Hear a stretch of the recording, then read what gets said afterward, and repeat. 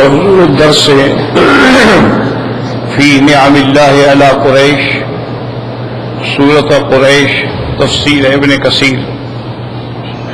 الحمد للہ رب العالمین، والصلاة والسلام علی اشرف الانبیاء وسید المرسلین سیدنا محمد وعلی آلہ واصحابہ اجمعین۔ اللهم صل على سيدنا محمد وعلى آل سيدنا محمد كما صليت على إبراهيم وعلى آل إبراهيم في العالمين إنك حميد مجيد۔ أعوذ بالله من الشيطان الرجيم، بسم الله الرحمن الرحيم۔ لإيلاف قريش إيلافهم رحلة الشتاء والصيف فليعبدوا رب هذا البيت الذي أطعمهم من جوع وآمنهم من خوف۔ سورت قریش جو ہے یہ بھی سورت مکیہ ہے اور اس میں 4 آیات تقریباً، یعنی اکثر جمی قراء کے نزدیک یہ سورہ مکیہ ہے اور ہجرت سے قبل نازل ہوئی۔ ایک قول شاذ ہے کہ مدنیہ ہے، لیکن وہ قول قابل حجت نہیں ہے۔ اور یہ سورت قریش جو ہے اس میں بھی اللہ تبارک و تعالی نے اپنے انعامات کا ذکر فرمایا ہے جو قریش پہ کیے۔ پہلی سورت جو ہے اس میں بھی انعامات ہیں، اور اس سورت میں بھی اللہ نے ان انعامات کا ذکر فرمایا ہے جو اللہ نے قریش پہ کی۔ کیونکہ یاد رکھیں کہ نعمتیں جو ہیں وہ 2 قسم پہ ہوتی ہیں۔ ایک تو ہوتی ہے دفع مضرت، اور ایک ہوتی ہے جلب منفعت، یعنی کسی مضرت کو دفع کرنا۔ یہ بھی تو نعمت ہے نا کہ اللہ پاک کسی بلا کو دفع کر دے، یہ تو بہت بڑی نعمت ہے۔ اور ایک ہوتا ہے جلب نعمت کے کوئی چیز اللہ کی نعمت سے حاصل ہو، تو یہ 2 قسم ہو گئے، یعنی اس کو کہتے ہیں دفع نقمت یا دفع مضرت، اور دوسری قسم کیا ہے جلب منفعت۔ تو یہ دونوں نعمتیں ہیں، لیکن قاعدہ یہ ہوتا ہے کہ دفع مضرت جو ہے وہ مقدم ہوتی ہے جلب منفعت، کیونکہ پہلے تو آدمی کسی مصیبت سے بچے نا، اس کے بعد کوئی نفع کی سوچے گا نا۔ جیسے آپ کاروبار کرتے ہیں تو پہلے تو یہ فکر ہوتی ہے نا کہ بھی گھاٹے سے ہم بچیں، اس کے بعد پھر اللہ نفع بھی دے گا، تھوڑا دے گا، زیادہ دے گا، لیکن پہلے نقصان سے تو ہم بچ جائیں نا۔ تو سابقہ صورت میں جو اللہ نے قریش پہ انعام فرمایا تھا وہ ہے دفع مضرت کے، جو بلا آ رہی تھی ابرہہ کی، فوج آ رہی ہے، ہاتھی آ رہے ہیں، کعبہ کو گرانا چاہتے ہیں، اللہ تبارک و تعالی نے ان کو ملیا میٹ کر دیا۔ تو یہ دفع مضرت بھی تو قریش پہ ایک بہت بڑا انعام تھا، کیونکہ اگر خدا نہ کرے ابرہہ اور اس کا لشکر کامیاب ہو جاتے تو پھر تو پورے جزیرہ عرب میں قریش کی بھی ہوا اکھڑ جاتی، پھر تو قریش کی بھی کوئی قیمت نہ ہوتی۔ تو لہذا اس صورت میں دفع مضرت، اور اس صورت میں اللہ تبارک و تعالی نے جو انعام فرمائے ہیں یہ جلب منفعت۔ حضور صلی اللہ علیہ وسلم نے فرمایا کہ اللہ تبارک و تعالی نے قریش پہ بڑی نعمتیں فرمائی۔ ایک تو فرمایا سب سے بڑی نعمت یہ ہے کہ اللہ نے مجھے قریش میں سے پیدا فرمایا، اور اللہ نے مجھے خاتم الانبیاء بنایا، امام الانبیاء بنایا، اور میری نبوت عالمی بھی ہے اور قیامت تک بھی ہے، تو یہ شرف تو کسی قوم کو نہیں ملا، تو یہ بھی قریش کو ملا کہ وَأَنَا مِن قُرَيْش، کہ میں بھی تو قریش میں سے ہوں۔ جیسے کہ حدیث مبارک میں آتا ہے، حضور صلی اللہ علیہ وسلم نے فرمایا ان اللہ اصطفیٰ کنانۃ من ولد اسماعیل، کہ اللہ نے کنانہ کو اولاد اسماعیل میں سے چن لیا، واصطفیٰ قریش من کنانۃ، پھر اللہ نے قریش کو کنانہ سے چن لیا، واصطفیٰ بنی ہاشم من قریش، پھر اللہ نے بنی ہاشم کو قریش میں سے چن لیا، واصطفانی من بنی ہاشم، کہ پھر اللہ نے مجھے بنی ہاشم سے چن لیا۔ یعنی اللہ کا اصطفاء ہے، اجتباء ہے کہ اللہ تبارک و تعالی نے ولد اسماعیل میں سے کنانہ کو یہ شرف نصیب فرمایا، اور پھر کنانہ میں سے یعنی اللہ نے قریش کو منتخب فرمایا، پھر قریش میں سے بھی اللہ نے بنو ہاشم کو منتخب فرمایا، پھر بنو ہاشم میں سے اللہ نے عبداللہ کے گھرانے کو منتخب فرمایا، تو فرمایا یہ قریش پہ کتنی بڑا انعام۔ اور اسی طرح حدیث مبارک میں آتا ہے کہ حضور نے فرمایا کہ اللہ نے قریش پہ یہ بھی انعام فرمایا کہ اپنے کعبۃ اللہ کی، اپنے گھر کی تولیت جو ہے وہ قریش کو ملی، کہ قریش ہی سردار آئیں گے۔ اللہ نے صدانت البیت جو ہے وہ بھی قریش کو عطا فرمائی، اللہ نے سقایا زمزم جو ہے وہ بھی قریش کو عطا فرمایا۔ تو اللہ تبارک و تعالی نے قریش پہ ایسی انعامات فرمائے کہ وہ مجاورین بیت اللہ کہلائے، صدانہ بھی ان کے پاس، سقایا بھی ان کے پاس، حجابہ بھی ان کے پاس، اللہ کے گھر کی چابی بھی ان کے پاس۔ تو یہ بڑے انعامات ہیں جو اللہ نے قریش پہ فرمائے ہیں۔ فرمایا ایسے انعامات اللہ تبارک و تعالی نے پہلے کسی قوم پہ نہیں کیے ہیں۔ یہ کوئی معمولی شرف نہیں ہوتا ہے کہ حضور کو اللہ نے ان میں سے منتخب فرمایا ہے اور جن کی نسبت حضور سے ہو جائے۔ تاریخ میں ایک بڑا مشہور واقعہ آتا ہے، حضرت جنید بغدادی جو بہت بڑے اولیاء اللہ میں ہیں، یہ پہلے پہلوان تھے، کشتی لڑتے تھے۔ حضرت جنید بغدادی رحمت اللہ علیہ کی ابتدائی زندگی جو ہے وہ پہلوان تھے، ایک بادشاہ کے خاص پہلوان تھے، اور ان کو کوئی شکست نہیں دے سکتا تھا۔ بڑے بڑی دنیا سے پہلوان آتے لیکن سارے شکست کھا جاتے۔ ایک دن کوئی میلہ تھا، کوئی موقع تھا کشتیوں کا، تو بادشاہ خود بھی موجود تھا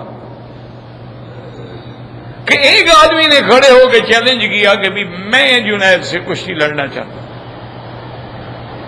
بادشاہ کے سامنے جا کر بادشاہ نے کہا بھی کیوں اپنی ہڈی پسری توڑواتے ہو، اللہ کے بندے کمزور آدمی ہو، تمہیں تو اگر جنید نے تھپڑ بھی مار دیا نا تو تم زمین سے نہیں اٹھو گے، اور تم اس کے ساتھ لڑنے کے لیے آئے۔ اس نے کہا بادشاہ سلامت، بات یہ ہے کہ چاہے میں مر جاؤں، یہ تو کشتی ہے، ہار بھی ہوتی ہے جیت بھی ہوتی ہے، تو اس میں بڑا ہونا یا موٹا ہونا یا پتلے ہونے کی بات، آپ حکم دیں اپنے پہلوان کو میرے ساتھ لڑے۔ بادشاہ نے بڑا سمجھایا، اس نے کہا نہیں میں لڑوں گا۔ آخر وہ کشتی میں جب تیار ہوئے اور ایک دوسرے کو پکڑا تو اس نے آہستہ سے کان میں کہا، اس نے کہا جنید تمہیں تو کوئی فرق نہیں پڑے گا، میں آل رسول ہوں اور میں سید زادہ ہوں، اور میرے اوپر فقر و فاقہ کی زندگی ہے، اور میرا خاندان بھوک سے مر رہا ہے، میں اس لیے کشتی لڑنے آیا ہوں کہ شاید میری کو روزی کا بہانہ بن جائے، اگر تم مجھ سے کشتی ہار جاؤ تو انعام مجھے مل جائے گا، تمہارا کیا بگڑ جائے گا۔ تو حضرت جنید کشتی لڑتے ہوئے ایسے گرے کے گر گئے اور وہ سینے پہ آ کے چڑھ گیا۔ بادشاہ نے کہا ابھی مجھے تسلی نہیں ہوتی کہ جنید کیسے گر گیا، پھر لڑو، پھر لڑے، پھر جنید گر گئے۔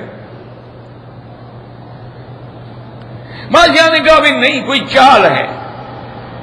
انہوں نے کہا حضرت اس میں چال کیا ہے؟ یہ میں اللہ کی قدرت ہے، اس کے بدن جو ہے ایسے نہ دیکھیں، اس میں اتنی کرنٹ ہے، طاقت ہے، مجھے پچھاڑ دیتا ہے۔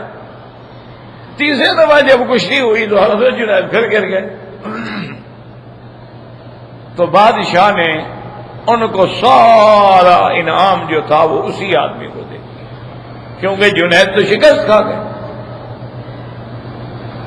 اس کے بعد جو ہے جنید نے جب شکست ہو گئی تو بادشاہ نے خاص مجلس میں اس کو طلب کیا۔ اس نے کہا جنید تمہاری شکست مجھے ہضم نہیں ہو رہی، میں نہیں سمجھتا کہ تم شکست کھا گئے، بات کیا ہے؟ اس نے کہا بادشاہ سلامت، یہ اس بندے کے اور میرے درمیان میں ایک راز تھا۔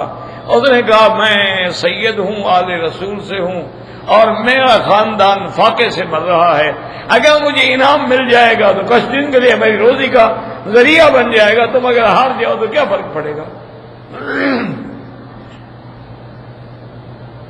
تو بادشاہ نے کہا اچھا، اس کا مطلب ہے کہ تم نے جس بندے کی حضور سے نسبت تھی صرف، ورنہ کہاں 1400 سال گزر گئے، صرف نسبت ہے کہ یہ قریش میں سے ہے، یہ آل رسول میں سے ہے، لیکن آج تک سید پہ زکوٰۃ جائز نہیں۔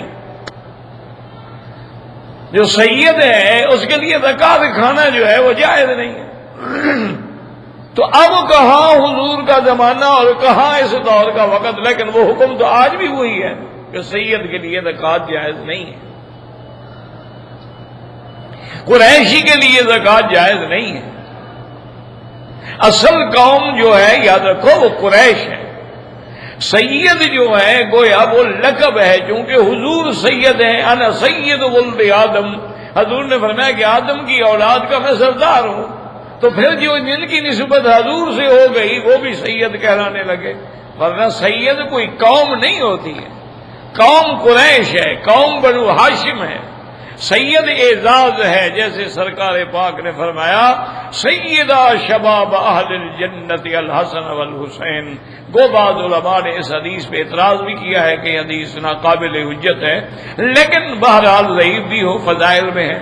آپ نے فرمایا سید نساء اہل الجنت فاطمۃ الزہرا رضی اللہ تعالی عنہا، اور ایک روایت میں یہ بھی آتا ہے کہ سیدہ کہول اہل الجنت ابی بکر و عمر رضوان اللہ علیہم اجمعین۔ تو اب جن کی نسبت حضور کے خاندان سے ہوتی گئی وہ بھی سید کہلائے، ورنہ سید جو ہے وہ قوم نہیں ہوتی ہے، یاد رکھیں ہمیں۔ اب مثلا بعض لوگ جو ہیں وہ حضرت حسین کی اولاد ہیں، وہ حسینی کہلاتے ہیں، بعض لوگ جو ہیں حضرت حسن کی اولاد ہیں، وہ حسنی کہلاتے ہیں، بعض لوگوں کا نسب جو ہے وہ حضرت علی سے ملتا ہے، وہ علوی کہلاتے ہیں، بعض لوگوں کا نسب جو ہے سیدہ فاطمہ سے ملتا ہے، وہ فاطمی کہلاتے ہیں۔ تو یہ تو ایک نسبتیں ہیں، اصل نسبت جو ہے وہ تو محمد الرسول اللہ کی ہے صلی اللہ علیہ وعلی آلہ واصحابہ وسلم تسلیما کثیرا کثیرا۔ تو حضرت جنید فرماتے ہیں کہ اسی رات جو ہے میں سویا، مجھے نیند میں حضور صلی اللہ علیہ وسلم کی زیارت ہو گئی، اور حضور نے فرمایا کہ جنید تم نے میرے نام کا اور نسبت کا احترام کیا ہے، جاؤ اللہ نے تیرے لیے ولایت مقدر کر دی۔ صبح کو جنید اٹھے جی، اور نوکری بھی چھوڑی، کشتی بھی چھوڑی، ہر چیز چھوڑ دی۔ ان کے ماموں جو تھے حضرت سری سکتی رحمت اللہ علیہ، بہت بڑے اولیاء میں سے تھے، اپنے ماموں کی خدمت میں پہنچے، وہاں آ کر جناب پھر انہوں نے محنت کی، اور پھر اس مقام پہ پہنچے کہ جہاں اللہ کے بعض اولیاء پہنچتے ہیں، حضرت جنید کو اللہ نے ولایت کے لیے چن لیا۔ تو صرف یعنی اتنا ادب جو ہے وہ اس کو اس مقام پہ لے گیا کہ بھی اس نے ادب کیا ہے، بس بات ادب کی تھی۔ اسی لیے جیسے قرآن کہتے ہیں اما السائل فلا تنہر، کہ کوئی سوال کرنے آئے تو اس کو جھڑکا نہ کرو، نہیں دے سکتے ہو بات تو میٹھی کر لو نا۔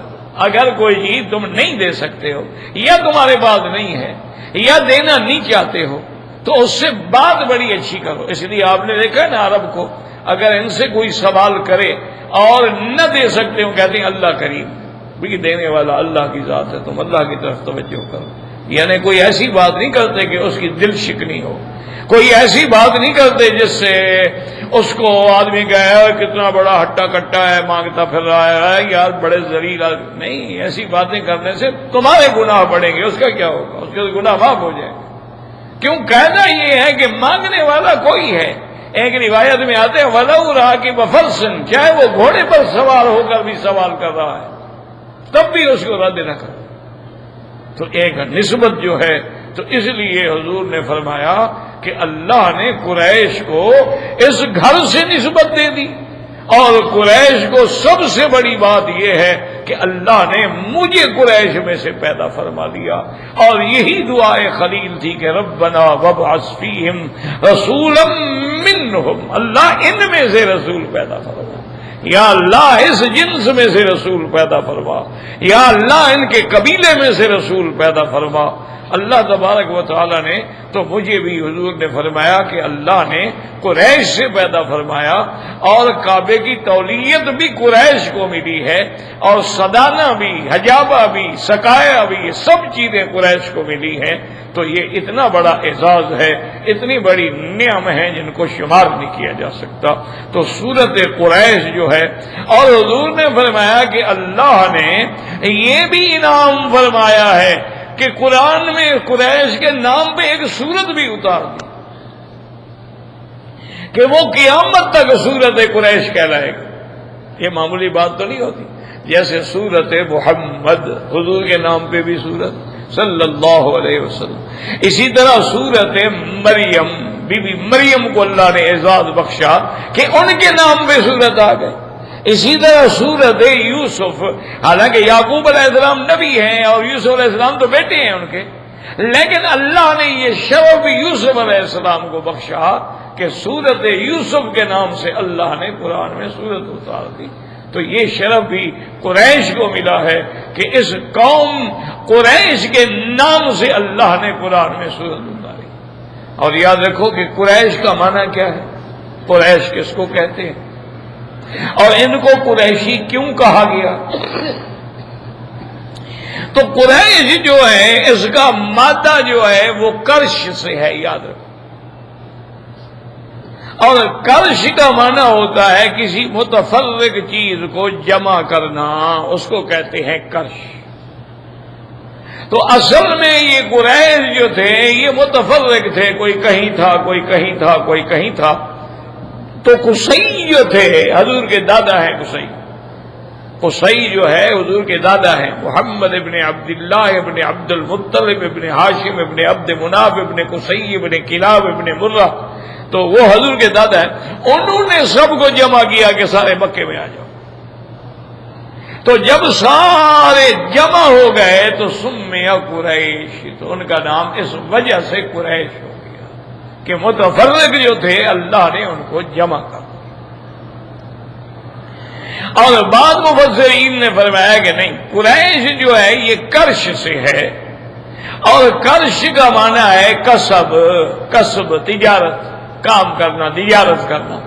تو یہ کام چونکہ قریش کا تھا کہ قریش جو تھے وہ تجارت کرتے تھے، اور ان کے تجارتی قافلے چلتے تھے، یمن کی طرف بھی جاتے تھے اور شام کی طرف بھی جاتے تھے. تو اس تجارت کی نسبت سے کرش کہلائے، اور کرش سے پھر یہ قریش کہلائے. تو بعض علماء کرام نے قریش کا یہ ترجمہ کیا، اور بعض مفسرین کرام نے فرمایا کہ نہیں، اصل بات یہ ہے کہ قریش جو ہے یہ کرش سے ہے. اور کرش دابۃ فی البحر، دریاؤں کے اندر ایک جانور ہوتا ہے جس کا نام کرش ہے، اور وہ بڑا طاقتور جانور ہوتا ہے، تمام دریائی جانور اس سے ڈرتے ہیں. تو یہ بھی چونکہ بڑے طاقتور تھے، ان کا بھی بڑا نام تھا، ان کی بھی بڑی شان و شوکت تھی، تو اس لیے ان کو بھی قریش کہا گیا کہ جیسے اس دابہ کا، اس جانور کا تمام بحری جانوروں پر یعنی طاقت سے رعب ہوتا ہے، اسی طرح قریش کا بھی تمام قبائل عرب کے اندر ایک رعب تھا، ایک دہشت تھی، ایک شوکت تھی، عظمت تھی. اس وجہ سے یہ قریش کہتا ہے. تو لہذا بعض علماء کرام نے ان کو اس لیے بھی قریش کہا، اور بعض مفسرین نے یہ بھی لکھا ہے کہ اصل میں یہ دو صورتیں ہیں یا ایک ہی صورت ہے، یعنی پہلی صورت الم تر کیف فعل ربک باصحاب الفیل، اور یہ صورت ایلاف قریش ایلافہم رحلۃ الشتاء والصیف۔ تو بعض مفسرین نے لکھا ہے کہ حضرت ابی بن کعب کے پاس جو مصحف تھا اس کے اندر انہوں نے ان دونوں صورتوں کو ملا کے لکھا ہوا تھا، اور درمیان میں فاصلے کے لیے بسم اللہ الرحمن الرحیم بھی نہیں لکھی تھی، لہذا اس کا مطلب ہے کہ یہ دو صورتیں نہیں بلکہ ایک صورت ہے۔ لیکن یاد رکھیں یہ قول ضعیف ہے اور قول شاذ ہے۔ راجح قول یہ ہے کہ یہ دو صورت، سورت فیل الگ صورت ہے اور سورت قریش جو ہے وہ الگ صورت ہے، لہذا یہ دو صورتیں ہیں نہ کہ ایک صورت ہے۔ اب اس صورت میں اللہ نے فرمایا لإیلاف قریش ایلافہم رحلۃ الشتاء والصیف۔ اب یاد رکھو کہ پہلا حرف کیا ہے؟ لإیلاف قریش، لام ہے، تو اس لام جو ہے جار مجرور، اس کا تعلق ما قبل سے ہے، ما بعد سے ہے، یا نہ ما قبل سے ہے نہ ما بعد سے ہے۔ اس میں تین قول ہو گئے، یاد رکھو بھئی لإیلاف قریش جار مجرور، متعلق کہاں ہے، کس سے متعلق ہے؟ بعض علماء فرماتے ہیں کہ اس کا تعلق جو ہے وہ پچھلی صورت کے ساتھ ہے کہ اللہ پاک نے فرمایا تھا الم تر کیف فعل ربک باصحاب الفیل الم یجعل کیدہم فی تضلیل وارسل علیہم طیرا ابابیل ترمیہم بحجارۃ من سجیل فجعلہم کعصف مأکول لإیلاف قریش۔ اللہ فرماتے ہیں کہ ہم نے پھر ان کو ایسے کر دیا جیسے چورا ہوتا ہے گھاس کا کھایا ہوا، کیوں؟ لإیلاف قریش، تاکہ قریش جو ہیں ان کو اپنی تجارت میں آسانی ہو۔ تو اس لیے علماء نے فرمایا کہ اس کا تعلق جو ہے وہ پہلی صورت کے ساتھ، کیونکہ اصل بات سمجھو کہ سارا قرآن تو آخر اللہ کا کلام ہے نا، قرآن تو ایک ہے نا، اور پھر یہ ہے کہ ہر صورت جو ہے اس کا مبدا اور منتہا بھی لازمی بات ہے وہ قرآن ہے اور ایک ہے۔ اس لیے کبھی یہ ہوتا ہے کہ ایک صورت میں مثلاً اعتراض ہوتا ہے، دوسری صورت میں جا کے اللہ تبارک و تعالی جواب دیتے ہیں، جیسے کہ آپ دیکھیں کہ حضور پاک کو مجنون کہا گیا، اللہ تبارک و تعالیٰ کے پیغمبر کو لوگوں نے نعوذ باللہ مجنون بھی کہا، لیکن اللہ تبارک و تعالیٰ نے اس صورت میں نہیں بلکہ اس سے اگلی صورت میں اللہ تبارک و تعالیٰ نے جواب دیا نون والقلم وما يسطرون ما انت بنعمت ربک بمجنون۔ حالانکہ سوال اعتراض پہلی صورت میں تھا، لیکن اللہ نے جواب جو ہے وہ دوسری صورت میں دیا ہے، کیونکہ قرآن ہے، قرآن اللہ کا کلام ہے، تمام صورتیں ایک ہیں۔ تو اس لیے بعض علماء فرماتے ہیں کہ اسلام کا تعلق بھی ما قبل سے ہے، فجعلہم کعصف مأکول لإیلاف قریش۔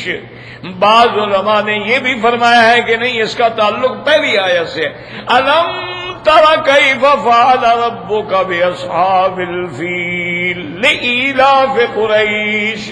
انہوں نے فرمایا کہ اس کا تعلق جو ہے یعنی ما قبل سے ہے اور ما قبل کی بھی پہلی آیت سے ہے، اس لیے اللہ فرماتے ہیں لإیلاف قریش ایلافہم رحلۃ الشتاء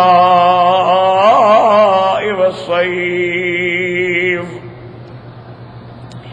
اور بعض علماء فرماتے ہیں کہ یاد رکھو اس کا تعلق جو ہے وہ پہلی صورت سے نہیں بلکہ بعد والی آیت سے ہے، یعنی کیوں قاعدہ ہوتا ہے نا کہ جب جار مجرور ہوگا تو کسی چیز کے متعلق تو ہوگا نا، آخر یہ تو قاعدہ ہے، جب جار مجرور ہو تو لازماً وہ متعلق ہوگا.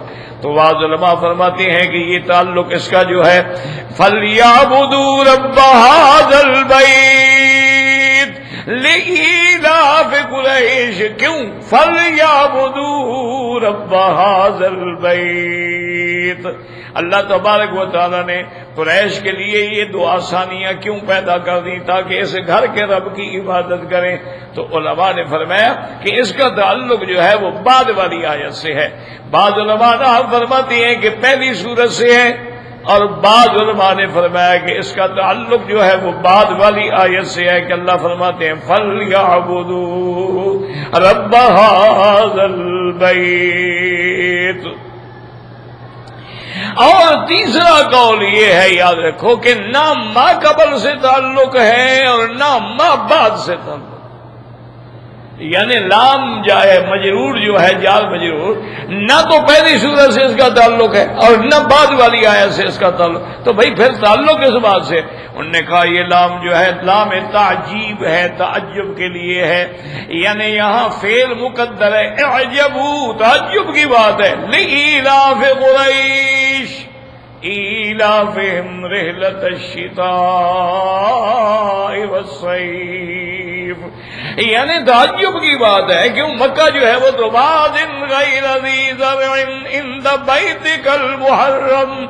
اللہ تعالیٰ کا گھر جو ہے وہ تو ایسے مقام پہ ہے جو غیر آباد وادی ہے، جس کو حضرت ابراہیم علیہ السلام نے اپنی دعا میں بھی عرض کیا تھا کہ ربنا انی اسکنت من ذریتی بواد غیر ذی زرع عند بیتک المحرم. یا اللہ میں اپنے بچوں کو ایسی جگہ چھوڑ کے جا رہا ہوں جہاں نہ آبادی ہے نہ پانی ہے، لا انیس لہم، کوئی پوچھنے والا، ملنے والا، کوئی خبر گیری کرنے والا بھی نہیں. تو اب دیکھیں گے ایک ایسا مقام کہ جہاں کچھ بھی نہیں ہوتا ہے، تو اللہ تبارک و تعالی نے قریش کے لیے کیسے سبب بنا دیے.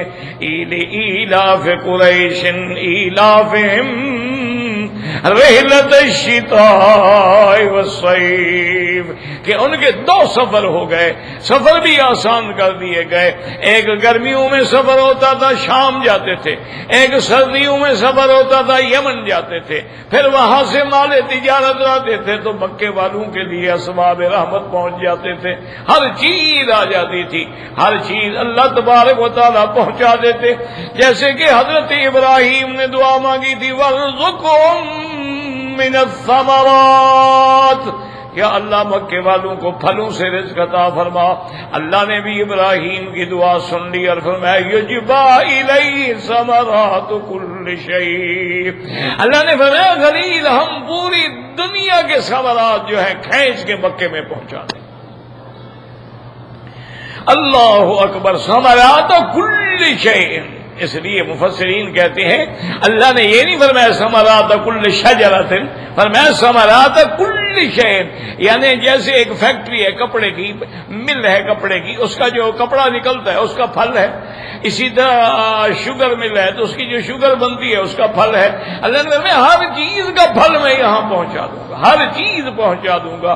اب آپ نظر ڈالیں، ساری دنیا کا کپڑا دیکھیں یہاں موجود ہے، ساری دنیا کی سبزی دیکھیں یہاں موجود ہے، ساری دنیا کا پھل دیکھیں یہاں موجود ہے، ساری دنیا کا دودھ دیکھیں یہاں موجود ہے، ساری دنیا کا جبنا دیکھیں یہاں موجود ہے، اور ساری دنیا کے زیتون کی قسمیں دیکھیں یہاں موجود ہے. یعنی اللہ نے جو فرمایا تھا وہ بالکل عین ظاہر و باہر ہے. اور سب انعام کی بارش جو ہے اس وقت شروع ہوئی جب اللہ پاک نے قریش پہ نعمتیں فرمائیں.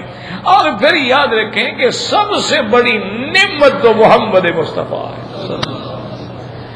اللہ اکبر، اللہ اکبر، آپ سے بڑی نعمت تو کوئی نہیں.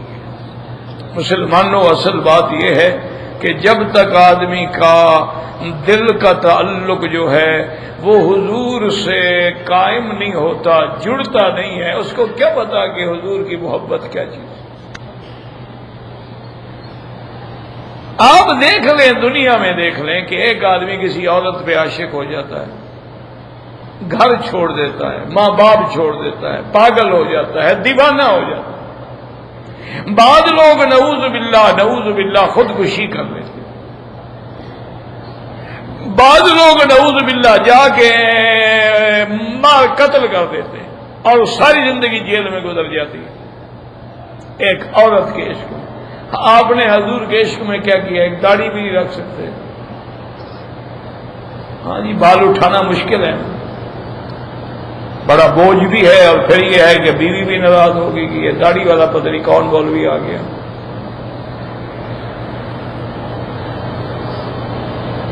تو پھر یہ کہنا کہ ہمیں حضور سے محبت ہے، پھر یہ جھوٹا دعویٰ تو نہ کرو نا، اللہ تو دلوں کو بھی جانتے ہیں نا۔ محبت کا معنی یہ ہے کہ تم صرف جھنڈیاں لگا لو اور میلاد منا لو، یہ محبت ہے؟ کبھی آپ نے ایسا کیا ہے کہ شادی کی خوشی میں شادی تو میں نہیں کرتا، جھنڈیاں لگا دیتا ہوں؟ خدا کے بندے، جب تک حضور سے محبت نہ ہو، تعلق نہ ہو، حضور کی ذات سے، آپ کے کمالات سے، آپ کی سیرت سے، آپ کی صورت سے، یعنی عشق کی انتہا یہ ہے کہ صحابی آئے اور رونے لگ گئے۔ فرمایا بات کیا بات ہے؟ اس نے کہا یا رسول اللہ، میں جب تک دن میں ایک دفعہ 2 دفعہ آپ کی زیارت نہ کروں مجھے چین نہیں ملتا۔ میں بھاگ کے آ جاتا ہوں، نماز بھی پڑھتا ہوں، آپ کی زیارت بھی ہو جاتی ہے، لیکن اب میں اس لیے رو رہا ہوں کہ جنت میں تو اللہ آپ کی نسبت سے ہمیں لے جائیں گے، لیکن آپ تو جنت کے سب سے اعلیٰ مقام پہ ہوں گے اور ہم پتہ نہیں کہاں ہوں گے، پھر کیسے کیا بنے گا؟ پھر میں آپ کو دیکھوں گا کیسے؟ آپ نے فرمایا میرے صحابی پریشان ہونے کی کوئی ضرورت نہیں ہے، المرء مع من احب، اللہ ہر بندے کو جس سے وہ محبت کرتا ہے اسے ملا دیں گے۔ تم میرے مقام پہ نہیں پہنچو گے نا، میں تو آؤں گا نا اپنے صحابہ کو ملنے کے لیے۔ تو اللہ تبارک یعنی صحابہ کو اگلے جہان کی فکر ہے۔ ایک عورت کی خامد بھی، بھائی بھی، بیٹا بھی جنگ احد میں حضور کے ساتھ گئے۔ اس کو خبر ملی کہ حضور پاک جو ہے شہید ہو گئے، کیونکہ حضور پاک جب گرے نا تو کفار قریش نے شور مچا دیا، قتل محمد قتل محمد، حضور شہید ہو گئے، حضور شہید ہو گئے۔ آپ چونکہ اونچی مقام پہ کھڑے تھے، نیچے غار تھی، آپ گر گئے، آپ کا رخسار زخمی ہو گئے، آپ کے دندان شہید ہو گئے، تو کافروں کو تو موقع مل گیا۔ تو وہ بی بی مدینے باغ سے دوڑی، اور اس کو جو پتہ لگا کہ قتل محمد، مدینے باغ سے دوڑی، راستے میں جا رہی ہے، ایک آدمی ملا، اس سے انہیں کہا پتہ ہے بی بی تمہارا خامد بھی شہید ہو گیا؟ اس نے کہا کوئی بات نہیں، الحمدللہ، حضور کے بارے میں بتلاؤ۔ انہوں نے کہا مجھے حضور کے بارے میں تو پتہ نہیں۔ آگے گئی، ایک اور آدمی ملا، اس نے کہا تمہارا بھائی بھی شہید ہو گیا؟ اس نے کہا الحمدللہ، مجھے حضور کے بارے میں بتلاؤ۔ اور آگے گئی تو ایک آدمی ملا، اس نے کہا تمہارا بیٹا بھی شہید ہو گیا؟ اس نے کہا الحمدللہ، حضور کے بارے میں بتلاؤ۔ آخر ایک صحابی ملے، انہوں نے کہا الحمدللہ حضور سلامت ہیں، اللہ نے آپ کی حفاظت کی ہے۔ تو اس نے کہا مجھے مہربانی کرو ایک نظر حضور کا چہرہ دکھلا دو۔ جب حضور کے چہرے پہ نظر پڑی تو کہنے لگی یا رسول اللہ الحمدللہ، میرے سارے شہید ہو گئے لیکن کوئی دکھ نہیں، آپ تو موجود ہیں نا، آپ تو سلامت ہیں۔ جب آپ سلامت ہیں تو کوئی دکھ نہیں۔ یہ عشق تھا کہ بھائی شہید ہو گیا پرواہ نہیں، بیٹا شہید ہو گیا پرواہ نہیں، خامد شہید ہو گیا پرواہ نہیں، حضور سلامت ہو۔ سیدنا ابی بکر صدیق رضی اللہ تعالی عنہ اول خطیب فی الاسلام، اسلام کا پہلے خطیب ہے جی، اسلام لانے کے بعد جنہوں نے مکے میں حرم میں کھڑے ہو کر تمام قریش کو للکارا اور توحید کی دعوت دی۔ قریش نے آپ پہ حملہ کر دیا، اتنا مارا اتنا مارا اتنا مارا، نعوذ باللہ کہ حضرت ابو بکر بے ہوش ہو کے گر گئے۔ حضور بھی تھے، حضور کو بھی چوٹیں آئیں۔ تو آپ کے قبیلے کو پتہ لگا، تو جب وہ آئے تو اتنا مار کی وجہ سے آپ گرے ہوئے تھے کہ ان کو اٹھانے کی اور کھڑے کرنے کی بھی کوئی ضرورت صورت نہیں تھی۔ وہ کپڑا لے آئے، ایک بڑا سا کمبل لے آئے، اس کو بچھا کے اٹھا کے اس میں رکھا اور کپڑے میں پکڑ کے جیسے سٹریچر میں کسی چیز کو لے جاتے ہیں اس طرح لے گئے گھر میں، اور جا کے پھر ٹکورے کی اور دوائی پلائی، دودھ پلایا، ہر چیز کرتے رہے، لیکن ہوش ہی نہیں آتا۔ کافی گھنٹوں کے بعد جب ابو بکر کو ہوش آیا تو پہلی بات جو پوچھی ہوئی یہ تھی کہ کیف حبیبی، مجھے یہ بتاؤ میرے محبوب کا کیا حال ہے۔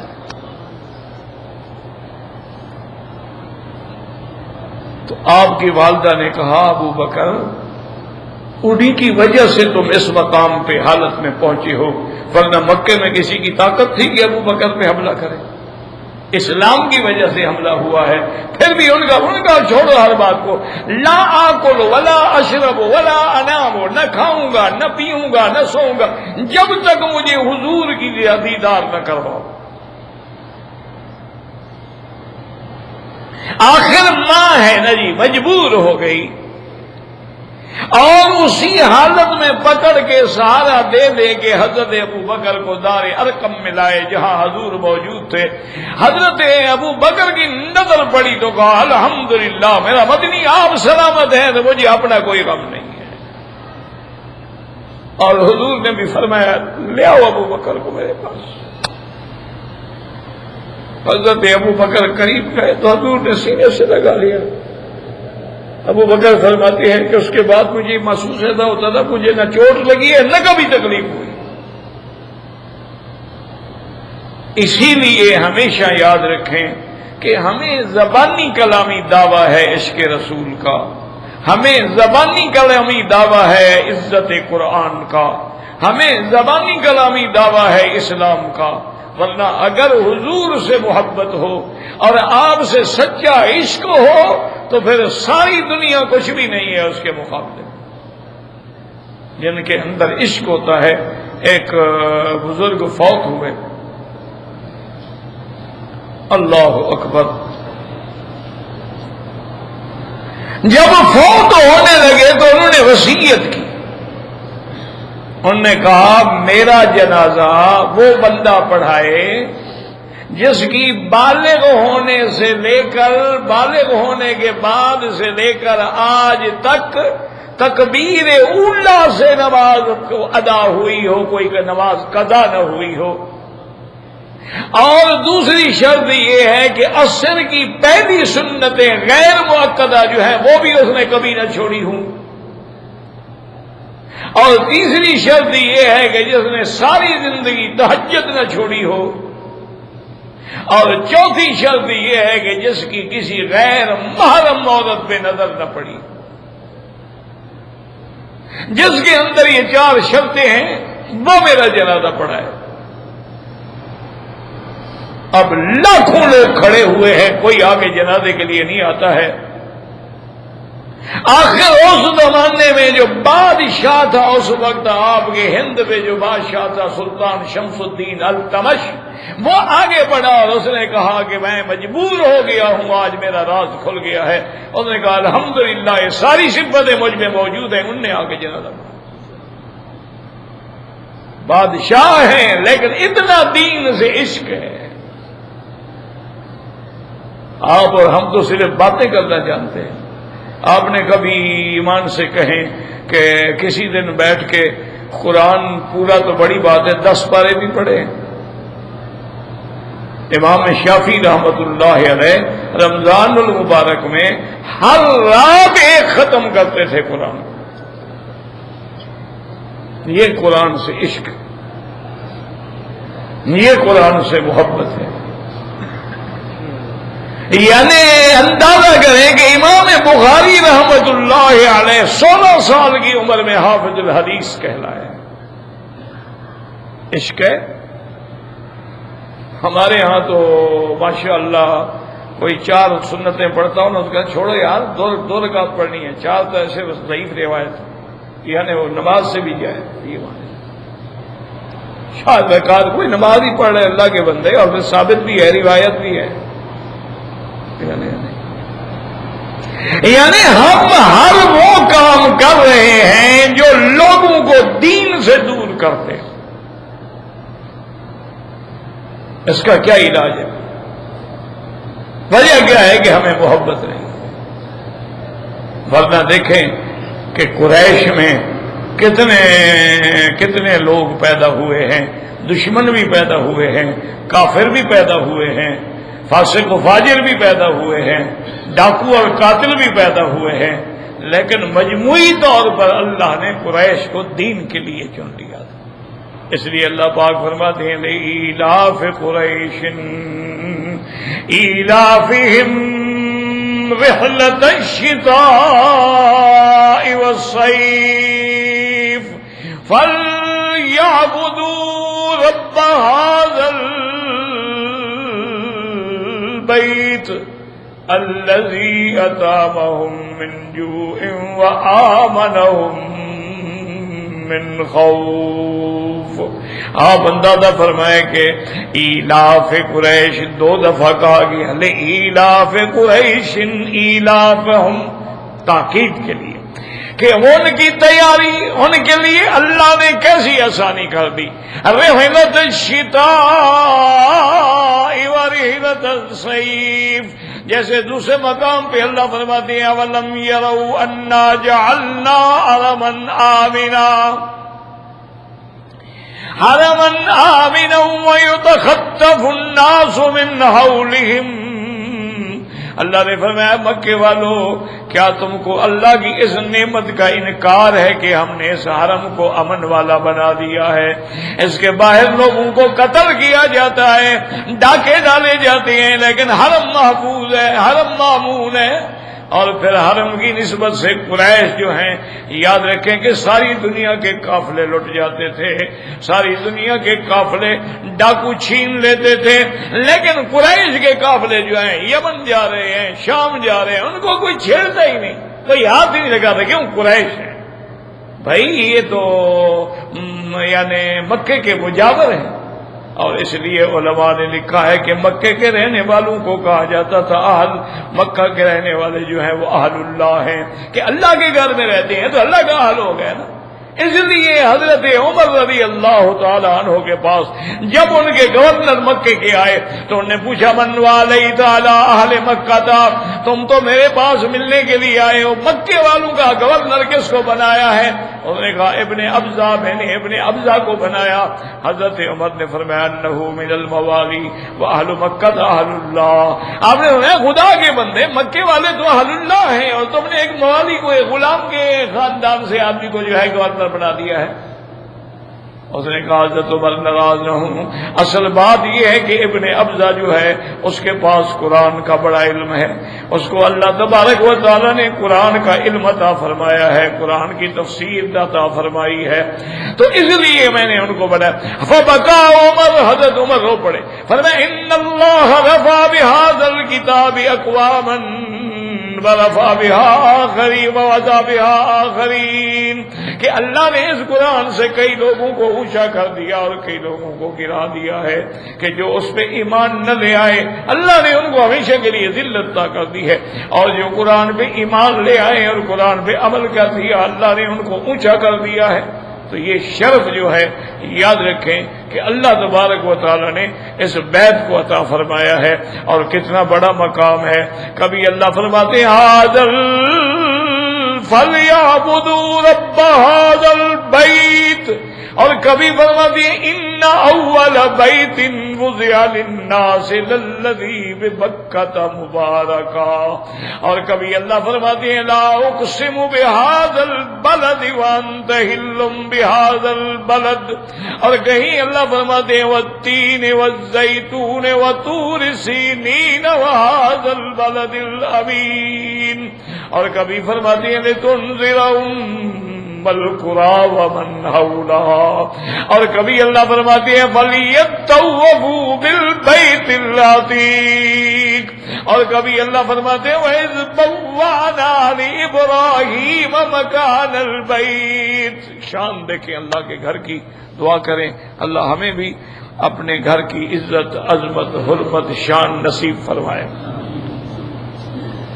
واللہ اعلم۔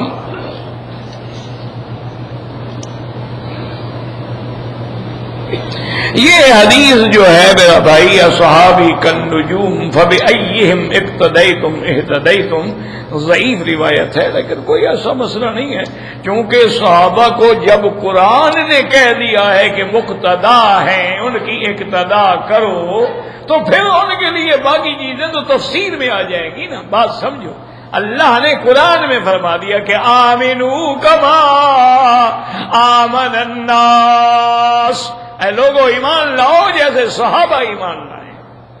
اللہ نے قرآن میں فرما دیا فَإِنْ آمَنُوا بِمِثْلِ مَا آمَنْتُمْ، اگر وہ ایمان لائے جیسے تم ایمان لائے تو اللہ پاک نے صحابہ کو مقتدا بنا دیا۔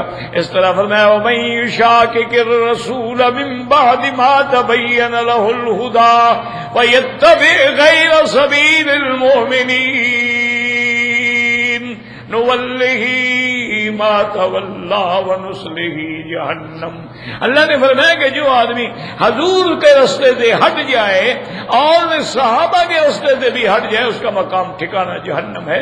تو جب قرآن نے بتلا دیا کہ صحابہ مقتدا ہیں، صحابہ امام ہیں، صحابہ مومنون حقاً ہیں، صحابہ صادقون ہیں، صحابہ حضور کے محبوب ہیں، صحابہ بھی اللہ راضی ہو گیا ہے، تو اب باقی جتنی روایتیں جو ضعیف بھی ہوں تو اصل جو موجود ہے قرآن میں حدیث میں،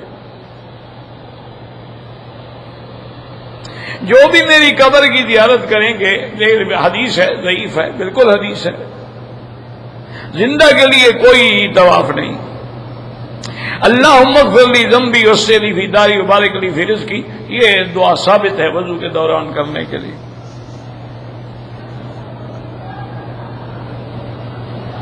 بعض اور دعائیں بھی لوگ کرتے ہیں، مثلا اللہم بید وجہی یوم تبیض وجوہ وتسود وجوہ، اللہم آتنی کتابی فی یمینی، اللہم ثبت قدمی علی الصراط، وہ ثابت نہیں۔ لیکن یہ دعا جو ہے یہ حدیث میں اللہم اغفر لی ذنبی وسعلی فی داری وبارک لی فی رزقی، یہ ثابت ہے۔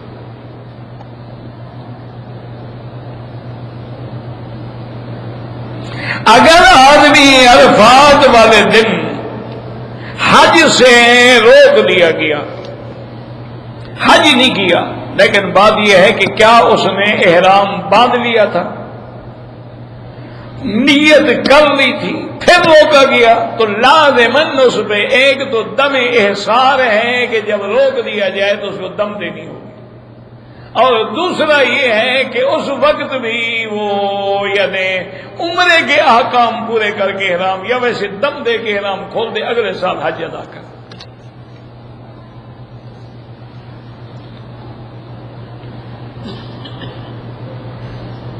کہتے ہیں جی کہ محرم کے مہینے میں صحابہ شادی کرتے تھے، بالکل کرتے تھے، یہ کیوں ہے؟ مجھے یہ بتاؤ کہ شادی منع کیوں ہے؟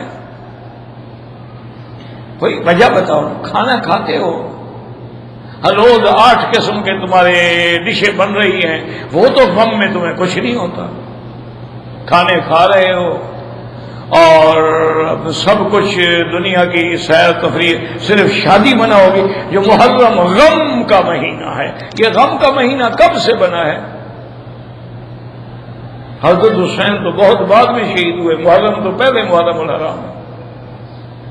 محرم کے روزے حضور نے ہجرت کے بعد مدینے میں جا کے شروع کیے ہیں، ابھی تو حضرت علی کی شادی بھی نہیں ہوئی تھی، وہ تو اس وقت سے محرم الحرام، حرمت والا مہینہ، عظمت والا مہینہ، شان والا مہینہ، یہ غم والا تو مہینہ ہی نہیں ہے۔ کس نے آپ کو کہا ہے؟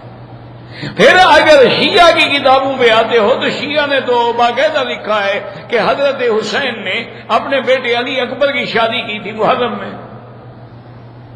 پھر تو محرم میں شادی کرنا سنت ہو گئی حضرت حسین کی۔ تو لوگوں نے ایسے کسی بات، اب کوئی کہتے ہیں سفر میں شادی نہ کرنا جی منحوس ہوتا، شوال میں شادی نہیں کرنی، منگل بدھ والے دن بھی شادی نہیں کرنی، تو منگل بدھ والے دن گھر میں بیوی کو بھی نہ بٹھاؤ، بچوں کو بھی سب کو نکال دو، منحوس دن ہے کیا پیدا؟ یا کسی کا بچہ منگل کو پیدا ہو اٹھا کے گلی باہر پھینک دے کہ منحوس ہو گئے، منگلا پیدا ہو گیا ہے، یا بدھ کو پیدا ہوگا تو پھینک دے کہ بدھو پیدا ہو گیا ہے۔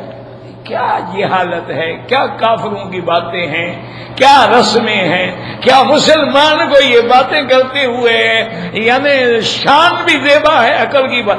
ہر دن اللہ کا ہے، ہر مہینہ اللہ کا ہے، ہر دن میں غم بھی ہوتا ہے، خوشی بھی ہوتی ہے. ایک کے گھر میں جنازہ اٹھ رہا ہوتا ہے، دوسرے کے گھر میں شادی ہو رہی ہوتی ہے. ایک کا بچہ مر رہا ہوتا ہے، دوسرے کے گھر میں بچہ پیدا ہو رہا ہے. یہ کیا بات ہے؟ بالکل شادی ہو سکتی ہے.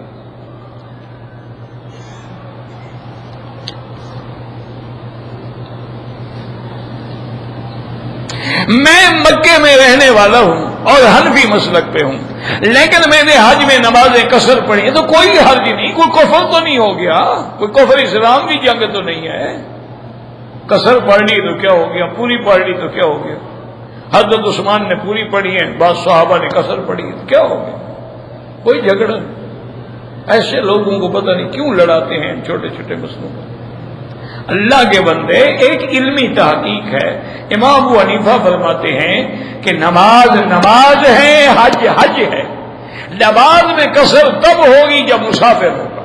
حضور پاک نے 2 پڑھی ہیں کیونکہ آپ مدینے سے آئے ہیں، آپ مسافر تھے، اور حضور نے فتح مکہ والے دن فرما دیا تھا کہ یا اہل مکہ اتموا صلاتکم، کھڑے ہو کے تم اپنی نماز پوری کر دو، ہم مسافر ہیں. ان کے پاس بھی دلیل ہے. اور جو لوگ 2 پڑھتے ہیں وہ کہتے ہیں ابھی نہیں، حج میں حضور نے 2 پڑھی ہیں، بس 2 ہی پڑھو. تو آپ نے 2 پڑھ لی، کوئی حرج نہیں، کوئی بات نہیں. کون سا نعوذ باللہ کو کفر اسلام کی جنگ ہو گئی ہے. حضرت عثمان جب مکہ میں تھے انہوں نے 4 پڑھی ہیں.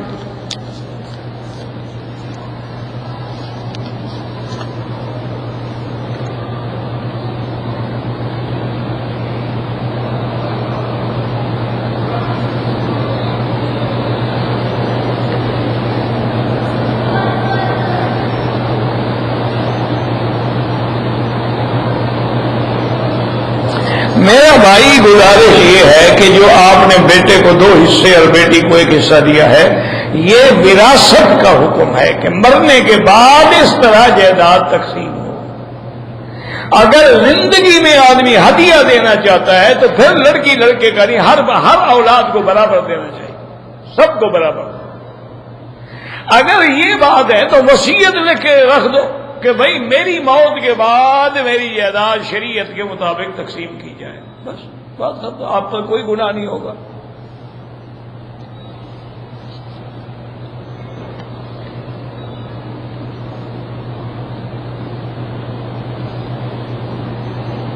کہتے ہیں جی کہ میں ٹھیکیداری کا کام کرتا ہوں، وہاں پر جو انجینئر ہیں یا اور لوگ ہیں وہ کام کے لیے رشوت مانگتے ہیں. دیکھو میرا بھائی، اگر وہ ناجائز مانگتے ہیں تو گناہ ان پہ ہوگا، تم پہ نہیں ہوگا. اور اگر تم بھی ناجائز فائدہ اٹھانا چاہتے ہو تو پھر دونوں پہ لعنت ہے، لینے والے پر بھی اور دینے والے پر بھی. ایک ہے کہ آپ کا کام ٹھیک ہے، لیکن اگر ظالم آدمی پاس نہیں کرتا، آپ مجبور ہو گئے تو اب اس پہ گناہ ہو.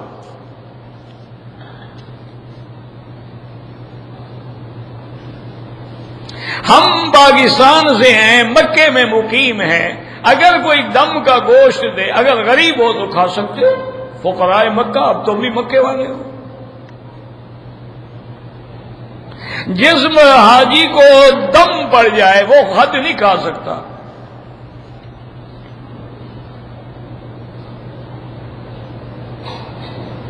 کہتے ہیں جی کہ جو مرد حضرات ہیں، یہ آدھے بازو والی جو قمیصیں ہوتی ہیں، شرٹ ہوتے ہیں، نماز مکروہ ہو جاتی ہے. پوری بازو والی آستین والی قمیص پہنا کریں.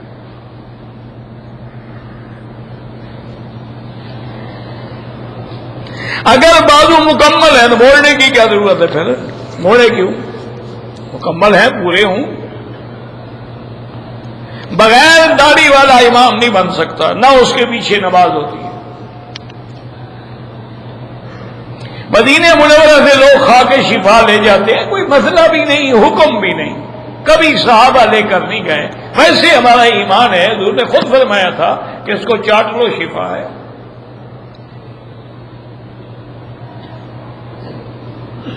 اگر آدمی نفل نماز پڑھ رہا ہے جنازے کا اعلان ہو جائے نفل نہ توڑے، اور پڑھنے والے ہیں پڑھ لیں گے۔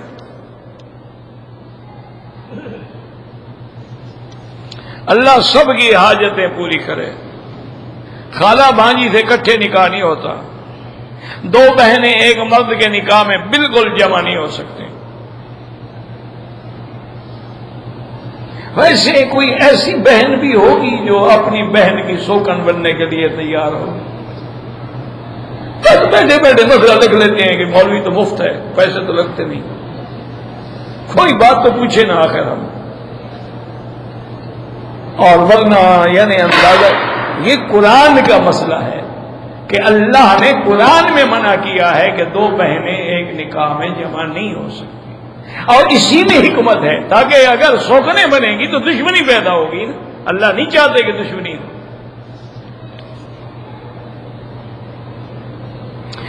روح علیین میں جاتا ہے، وہ نیند میں ہوتا ہے، تمہیں کیا تکلیف ہے؟ اللہ اس کا تعلق قائم رکھتے ہیں۔ یہ تم موبائل کا تعلق قائم رکھ لیتے ہو سیٹلائٹ سے، اللہ نہیں رکھ سکتے۔ دیکھو اتنا سا موبائل ہے، جس ملک کا نمبر ملاؤ فوراً ٹچ ہو جاتا ہے۔ تو یہ انسان یہ تعلق جوڑ سکتا ہے، اللہ روح کا تعلق جو ہے بندے سے نہیں جوڑ سکتے۔ اللہ کے آگے نعوذ باللہ مشکل ہے کوئی۔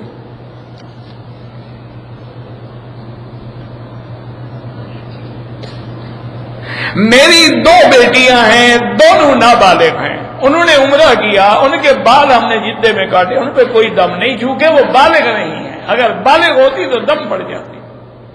عمرے کا ہر کام مکے میں ہوگا، طواف بھی، صفا مروہ بھی، بال کٹانا بھی۔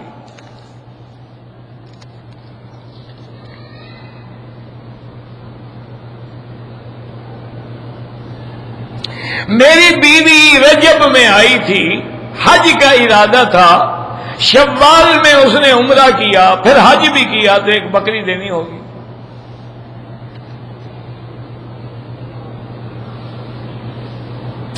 ایک آدمی نے اپنی بیوی کو ایک طلاق دی ہے ٹیلی فون پہ، اور لکھ کے بھی بھیج دی ہے، طلاق ہو گئی۔